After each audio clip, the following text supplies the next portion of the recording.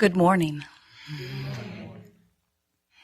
We are extremely pleased that you are here. It is nice to have an opportunity to visit. You are knowing what you are wanting. You are appreciating the contrast of your time and place. You are lying.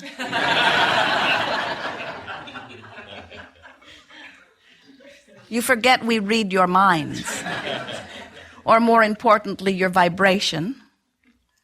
But you are willing to admit that contrast is a good thing because it causes you to focus.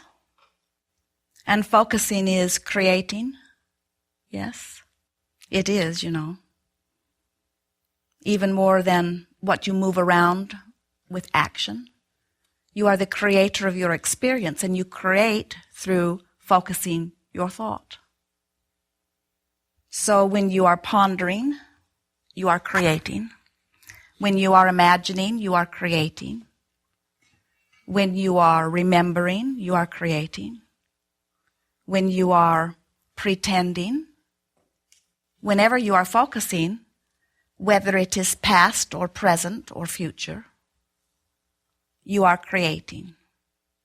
To understand that creating is really a 3-step process, that the contrast helps you to give birth to step 1, which is the birthing of a desire. And so contrast helps you do that, doesn't it? Don't you always know more clearly that you want more money when you don't have enough? Or that you want to be well when you don't feel so well? Or that you want someone to play with when you feel lonely and have no one to play with? And so your desires are born out of the variety that you're living. And when that desire is realized within you, even before you speak it, you don't even have to speak it. A rocket of desire emanates from you because remember, you are vibrational beings.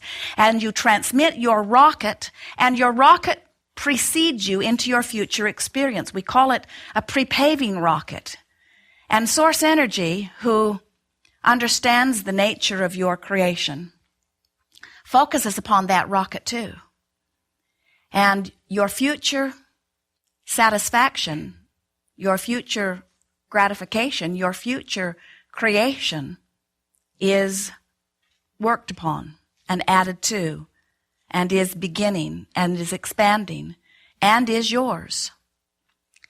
Not only does that rocket precede you, but it dovetails with every other rocket that you send off. So your future experience is constantly being formed by your now experience of identifying preference.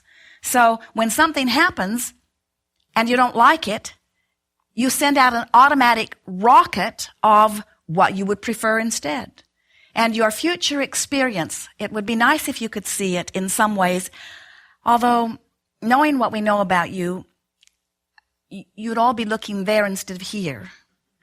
And here is where all of your power is. And so we are really not wanting to turn your attention too much to this floodgate of well-being and source energy that is surrounding the nucleus of the desire that you have set forth. In other words, if you could see an aerial view as we see it, you would realize that your future experience is filled with all of the things that you have been launching into it.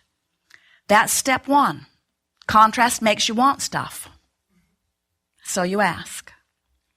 Step 2 is not your work. That's the part we were telling you about, where source energy focuses upon what you're asking for, and the laws of the universe come into place, and the fairies of the universe, as we like to call it, massage and tend to your creations. We would like to tell you that your creations are all being held carefully for you, where they are expanding and thriving, by the way, in a sort of vibrational escrow, just waiting for you to deliberately or indeliberately apply step 3.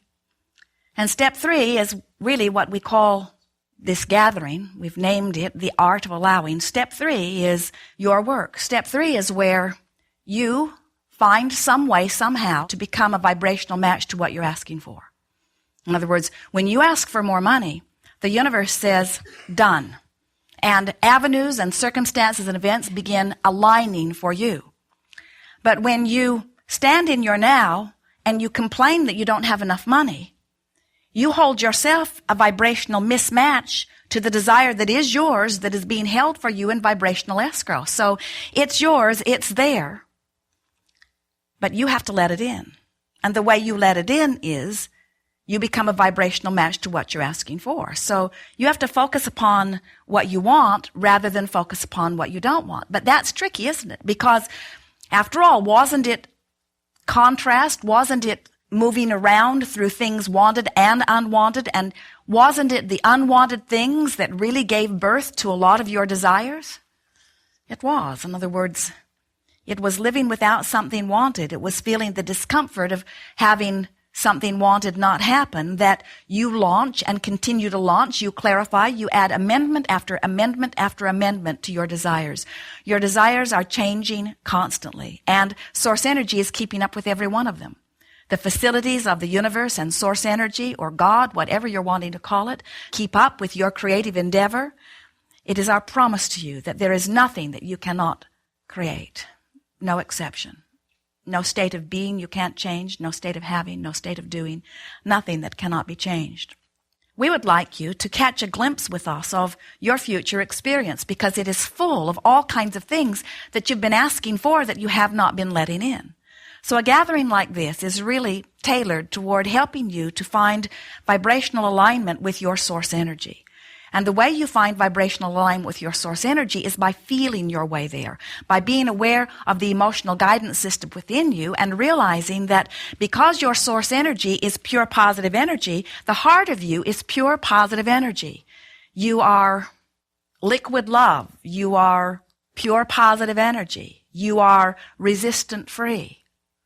Do you get that? That there is allowing, which is full connection to who you are, and there is resistance or disallowing, and that on the allowing end it feels good, and on the disallowing end it feels not good. It's a tricky thing that many of you have done to each other, where somehow you've convinced yourself that if it feels good, it isn't. And if there's a lot of struggle and suffering in it, then it's virtuous and worthy. And we say, if it feels good, that means you are achieving vibrational alignment with the whole of that which you are. Negative emotion, that empty feeling of negative emotion, whether you call it fear or anger, the more severe it is, the emptier it feels. But can't you feel that it is the disallowing of who you really are that you are experiencing when you are in the midst of negative emotion? So we're not here to encourage you against negative emotion, because we think negative emotion is helpful any more than we would want you to put Novocaine in your fingers so you don't feel the hot stove. It is helpful to know what you are doing vibrationally. What we are encouraging is that you be aware of how you are feeling, and more important, you are aware that the vibration, which is your point of attraction, and the way it feels are always a match. We're going to talk a lot today about emotions, and we'll show you, if you're wanting, how to move up the emotional scale. We want you to realize that you have the ability, no matter what's happening and no matter how you feel, to change the vibration. But it takes some focus, and most of all, it takes understanding what the work is.